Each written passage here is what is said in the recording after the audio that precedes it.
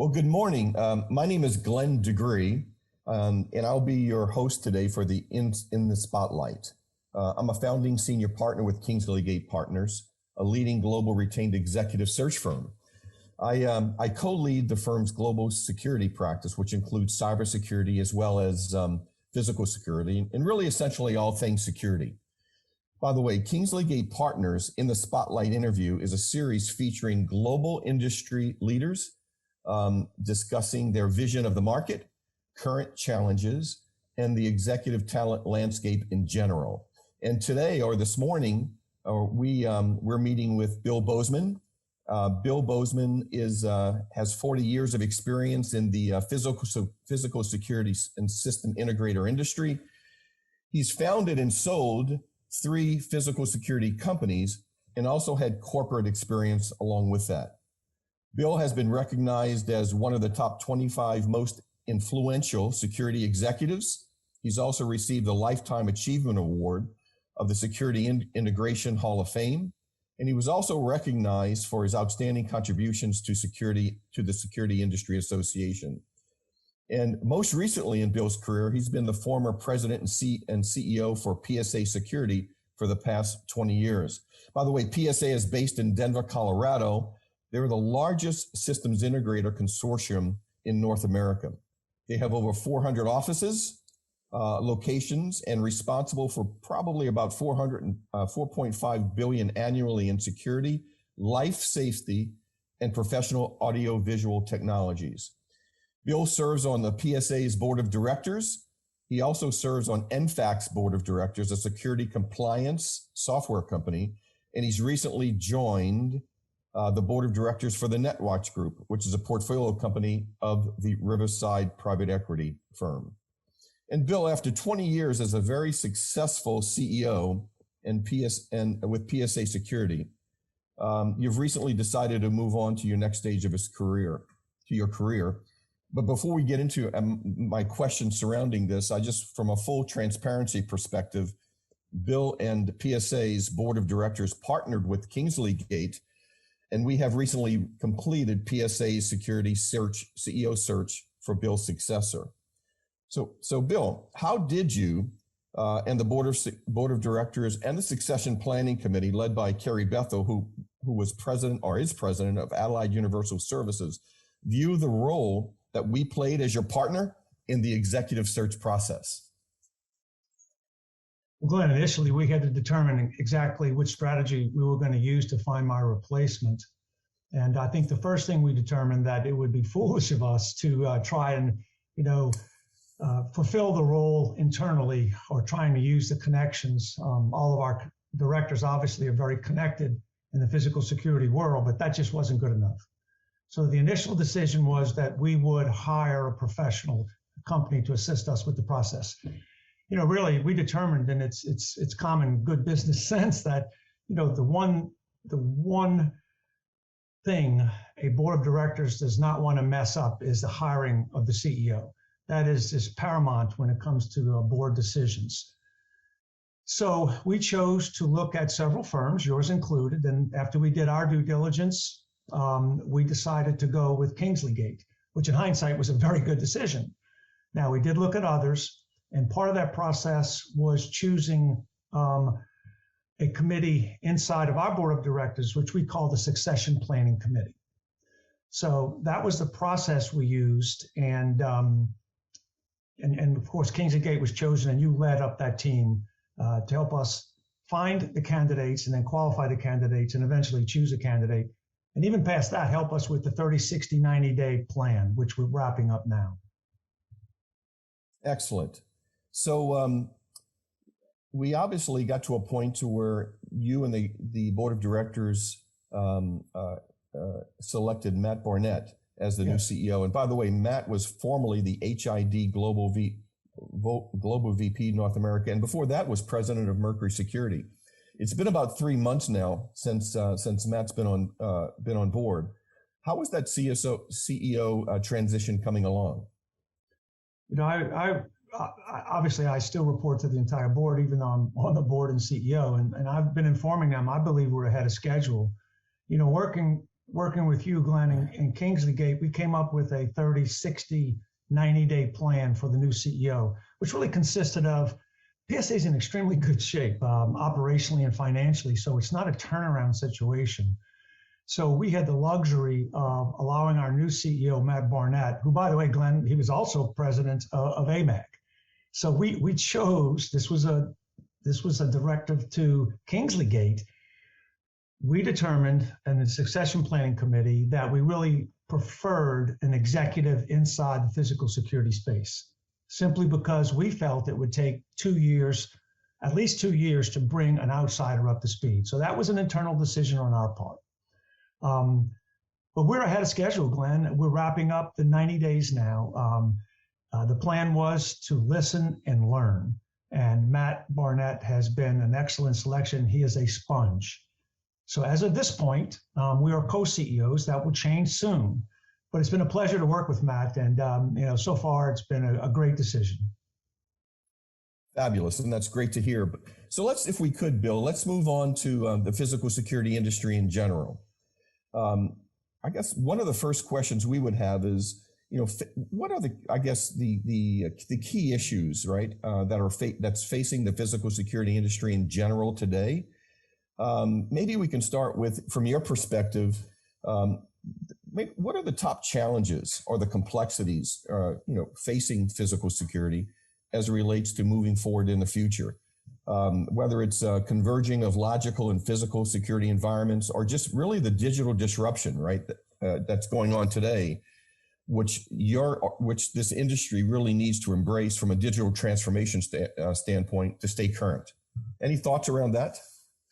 Well, a lot of thoughts around that. I mean, that's what I do for a living, right? And that's the part I enjoy the most is strategy and gathering all the data inside the industry and then positioning yourself to make the best decisions. So there's, Glenn, I could ramble on for hours about this. That's not what your audience wants to do. So let me try and narrow it down to a couple of key points. First of all, the industry itself is somewhat of a, I don't know if I should say underappreciated, but let's just say it's not a high-profile industry. However, it's one of the more recession-proof industries there is. Security is not really a luxury these days, Glenn. But I do remember when I started in 1980, I like to tell business stories. I can't help it. I'm sorry. When I started in 1980, I was very excited because my brand new company landed a big deal at a high-rise building in New Orleans. And we were putting in new technology. This is 40 years ago. Cameras that were very large and very expensive and had very poor pictures, I might add. And that's what we were putting in. We, as the directors would say in the film, we got left on the cutting room table. We didn't get the project, not because we lost it to a competitor, Glenn, because the architect and the owner decided they wanted to upgrade the furniture. So they did away with all security. So they built this 30-some-odd story building, Glenn, with no security. Now think about that, the changes. Here's what I'll tell you now. Now if that were to happen and budgets to run short, people would just sit on the floor before you would do away with security. It's a huge industry. It's growing. We've got some very nice numbers. Even during the pandemic, we did well. So it's a great spot. The challenges. Okay. One of the challenges is we have hundreds of integrators in the US, Canada, Latin America. They're really busy. They're not begging for business. This is a blessing and a curse. It's a blessing because they have this business. It's a curse in a way because it doesn't allow them to broaden their horizons and do different things because they've got more than they can do with their traditional business. So that in itself is a challenge, Glenn. I would say the other challenge, you mentioned it just a moment ago, the other challenge is the cybersecurity threat, the cybersecurity cancer, whatever you'd like to call it, is not going to go away. It is an incredible problem. I'm not going to go into the recent meltdown we had in our industry just 2 weeks ago with a startup out of San Francisco, whose name I won't mention, where 150,000 cameras were exposed. These are the type of things that's a challenge that is beyond the scope of anything I have seen in my career. And the last thing, Glenn, is the changing of the business model from a traditional contractor model to managed services. and how does the integrator cash flow the transition? A very difficult challenge for our integrators to go from selling, expensive high-end security systems to deploying them on a recurring revenue model. When you go from a CapEx OpEx, so it's a CapEx OpEx change, and it's really painful financially for the integrator. Understand. And living through several decades of technology myself, it sort of reminds me of the times in past where our systems integrator channels had analog technology that they were working with, and they had to transition to digital. And it was a major, major transformation that they were going through, both from a cultural and a mindset perspective. And then we went from digital into IP, right? And it was another huge transformation that took a while for the channels to embrace. And then moving from a box sale at this point in not only an appliance sale, but also maintenance revenues, and trying to get your mindset away from that into a cloud-based annual recurring revenue, monthly recurring revenue. It has to be a challenge, certainly for you in working with your 250 or 300 distributors that you have in North America. And I would assume, getting back to PSA just a little bit, it's not just a PSA integrator issue. It seems to me that would be an industry issue altogether. And I would assume that you had to do, or are doing, still a lot of influencing with the systems integrators that are working with PSA, but also in your industry responsibilities as well, right? As you address industry audiences, analysts, and those individuals specifically around physical security.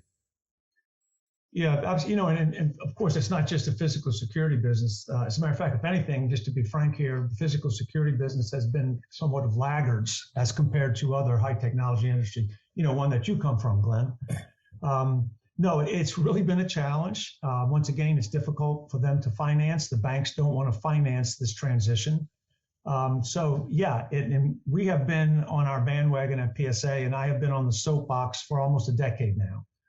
Originally, the products weren't available and the bandwidth wasn't available. Now, Glenn, the products are available and there's more than enough bandwidth to embrace this model.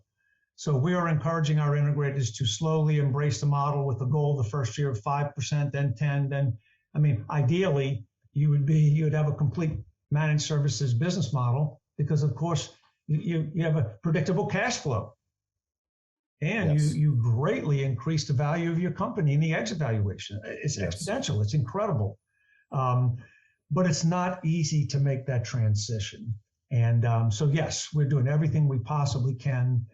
We no longer have to convince the integrator of the validity of the model, or that the technology works, or that financially it's good for them. That we don't have to do. Once again, the challenges are financing it, training the salespeople. The technology, Glenn, I don't see that big of an issue with it. Really, our guys are very, very adept at technology. It's more of a mindset.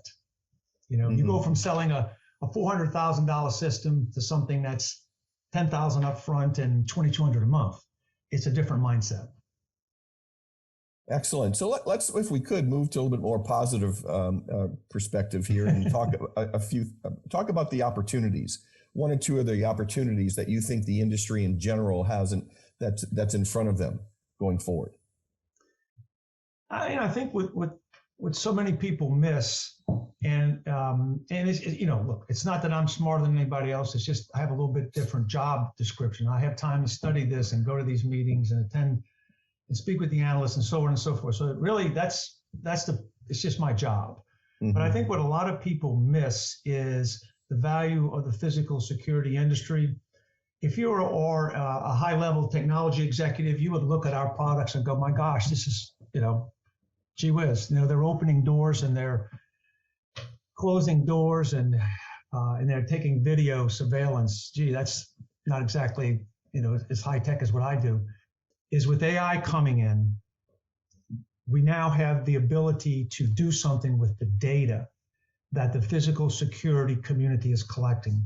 So no one, to my knowledge, collects any more data than the physical security industry. There are cameras everywhere, like it or not, and they're being deployed at a more rapid rate than ever. Think about that, and think about storage and how inexpensive storage is becoming. Now think about the card readers that are everywhere to let you in and out of facilities. All that data really hasn't been utilized by the physical security community. And I'm not sure it ever will be. I think they're going to partner with AI partners who are going to come out with new products and new services that will allow business owners and business managers to take, how they run their business and how they look at strategy to a whole different level. And that's where the physical security guys come in. And ironically, Glenn, in this particular case, it's not even security. It's simply gathering data from hundreds of millions of devices that we already have installed out in the field. Yes. And that whole IoT area, where endpoints exist, I think there's billions of those endpoints around that could be that are susceptible, right, to breaches. Well, that's true. Well, that's a downside with the potential cybersecurity issues. But on the upside, there's the data. Think about if someone could consolidate, just pieces of this data into information for directors and strategic teams to use. I mean, it's just amazing.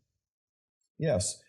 So from an innovation perspective, within the physical security space, is there anything that you're excited about? Any types of solutions or new platforms that are being built, such as mobile surveillance, or maybe I've read an article recently about frictionless access control. Are these the types of new technologies that are appearing, that are helping the physical security industry continue to evolve? Oh, of course. And I mean, that's one thing I will miss about my job. I love my job. That's why I stayed so long for 20 years. But it is time to give somebody else a chance. I mean, what we get to see is just remarkable every day. I mean, not once a month or once a week. Every day we have, new products and new services to look at. Sometimes startups that haven't quite yet don't have a deliverable, but nonetheless, we take a look. But, absolutely. I mean, we recently signed on. This is one that you'll probably be a little bit surprised on. We recently signed on with a drone detection operation. Our analysis shows us that really not drone deployment, but drone detection is more of a need for our end user community. So our integrators now have access to Dedrone, which is one of the top drone detection products and services. On the AI side, oh my gosh, some of that, I love those demos. And once again, going back to, but you have to have data to put in to this, to all this code they're writing. So right. That is just absolutely, I would have to say, on the positive side, you have the influence of AI. On the negative side, the two biggies, right? We just have to deal with the cybersecurity issue. And it's not just our business, it's every business. It's your business. It's right. Every business. And now that you mentioned cybersecurity, Bill, what are you seeing within the physical security community relative to cybersecurity? I guess one of my questions would be, are you guys beginning, or your integrators beginning to embrace cybersecurity as part of their selling solutions as well? And have you seen, I guess the second part of that question is, have you seen literally the cybersecurity community or industry, maybe at the development level, and the physical security industry begin talking to one another and beginning kind of integrating their processes together, right? The development processes together to become more common? I think we're in the elementary stages of that. That has not happened as much as I certainly would have liked. I mean, we do have some arrangements with eCentire and a handful of others. But here's what we're doing in our community to go through some specifics. Number one, introducing and making sure everyone understands the threat. They now do. That's done. Number two, cybersecurity insurance, not something from a friend or a cousin, not something from your existing provider probably, but a specialist. Insure yourself. Number three, make sure that the vendors that you are choosing have a cybersecurity roadmap and are willing to share that roadmap with you. Don't just pick a product. Gosh, I've got examples, Glenn, that I won't share here, but a lot of them are front page Wall Street Journal articles, right? About products that just have not been nailed down from a cybersecurity perspective that are being sold out in the field. Now, the last one is a tough one. Is the physical security integrator embracing deploying cybersecurity services to the end user? At this point, I would just simply have to tell you, not just yet. Is there a future in that? I believe that there is. So pioneers get the arrows, Glenn, and pioneers get the arrows, and a handful of our guys who've tried, it's a few arrows. Businesses are different. Here's where I see things going. Prior to the physical security integrator getting their arms around the technical challenges of cyber, I just see joint ventures working together. Mm-hmm. Just working together. The physical security integrators have had some of these customers for a quarter of a century.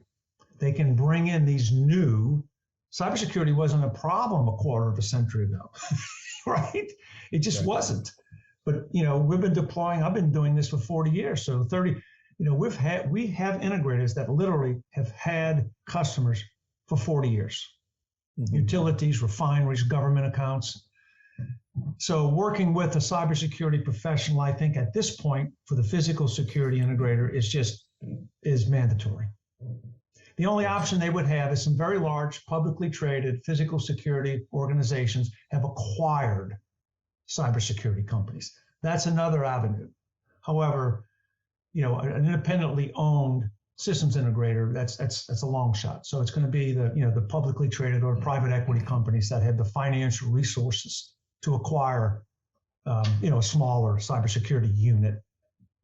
So do you see any, have you seen, staying on the same topic and the subject, have you seen any new types of systems integrators, right, beginning to show interest in the physical security space that maybe wasn't in they're kind of integrating that into the other solutions they're selling? I'm looking at this conversely, not just physical security industries selling cyber, but maybe guard services companies that were typically a human asset organization. Are they beginning to create maybe physical security divisions or units to interrelate with what they're doing from a service perspective? I would say almost all of them. And the large guarding companies, almost all of them. And, the names we all know because you see them at airports and you see them at, banks. Yes. And some of them actually have very large electronic security groups. Yes. And so I think what used to be a competitive environment has become somewhat synergistic with these companies. So the answer is yes. Glenn, on the IT side, so that's on the IT side, not as much. Mm-hmm. For the independent or even a large regional or even private equity owned IT integrators, they are interested in video surveillance. That they are interested in, yes. Mm-hmm. Here's the problem for them. Access control, not so much. And there's a reason for that. It's called life safety. And there's a different group. There's a different book of liability. There's a different book of expertise. There's codes. There's restrictions. So I have had many, many conversations with IT integrators who say, yes, I would like to deploy, your video surveillance products and stuff, but I'm not going to get into locking people into a building. And then there's a fire and I accidentally violated this code. That's a whole nother step, Glenn. That's a whole nother step. We have seen hardly almost none of that. Yes. But we have seen video, yes. One more problem. This is where you really need to know the business. 65% of our systems are integrated. Access control and video surveillance and security intercom. Mm-hmm. So that puts the handcuffs on the pure IT integrator. I just want to do video. Oh, well, that's great. You just lock yourself out of 65% of the marketplace because the end user doesn't want to have one guy doing the IT system, one guy doing video, one guy doing access control, another guy doing fire alarm. He doesn't want 6 integrators. Mm-hmm. So that has held back the IT integrators from taking over this physical security industry. I don't see that happening anytime soon. Understand. So on a side note, one of the things, as focused as I am on security as well as cyber as well as physical security, As I'm talking to as I've talked to several CISOs over the last 6 months or so, I'm finding that the cybersecurity, the original CSOs, chief security officers, there was always a delineation between cybersecurity and physical security within an organization, within an operation. What I've found most recently, and this maybe the last 6 to 9 months, is some of the physical security, some of the CISOs are now gaining or taking over responsibility for physical security, not only purchases, but also the operational aspects of physical security as well. It looks like it's kind of integrating with one another. Do you see that as a potential challenge for your systems integrators or the systems integrator community in general, in terms of continuing to sell their specific products, going through a different channel, if you will, or a different decision maker than they have been historically used to? That's a really good one. I tell you, really studying the industry. Glenn, challenge, does it make a difference? It's a reality, right? Mm-hmm. There's plenty of challenges. Is it a challenge? Sure it is. Get over it, because it's a reality. And yes, and that's been going on for quite some time now. And by the way, the latest is now the CISOs are normally direct reports to the CEO. Yes. To the CEO. The yes. security director never had a direct report to the CEO in the past for a larger company. That just didn't happen. It's mm-hmm. happening now. And yeah, and you've got, the board of directors and the CEO wants to know what's going on with security. That's cybersecurity. It's yes. physical security. It's integrated security. Where's yes. the data being stored? How secure is the data? Who has access to the data? And on and on and on. It's that important. It's that, I will say this, if I would not join a company as a director if security wasn't on the agenda, mm-hmm. Very, very frequently, because it just mm-hmm. shows that I'm not being condescending. It just shows that they're clueless. Mm-hmm. So yeah, it's changed a lot. And it's just something we all need to deal with. And yes, you can no longer go bowling with a security director who is a retired police officer and think you're going to get a massive account. That's just old school. It doesn't happen anymore. Well, Bill, this has really been a very interesting discussion this morning. One last question from my end is, you've had a very successful a 20-year run at PSA Security, and you've been what I would consider a luminary in the certainly the physical security space during that period of time as well. What's next steps for Bill Bozeman in your next step in your progression of your career? What are you looking at for the next 15 or 20 years? I don't know about 20, but certainly 10. I don't know about 20, Glenn, but certainly 10. I'll be joining some boards and working with some private equity groups. I enjoy due diligence, and I really enjoy strategy. I think that I want to have fun, Glenn. I stayed at PSA for 20 years. I was fortunate enough to sell 1 or 2 security companies, and and I was able to take a position, not so much for the money, but for fun, and something I really enjoyed. And I really enjoyed my 20 years at PSA. It was never a job. It was always fun. But quite frankly, now I'm ready for something new, and I'll be working with private equity once again. And strategy to me is not work; it's fun. So that's what I'd like to do in my space. Use the skills I've built over all these years and have fun.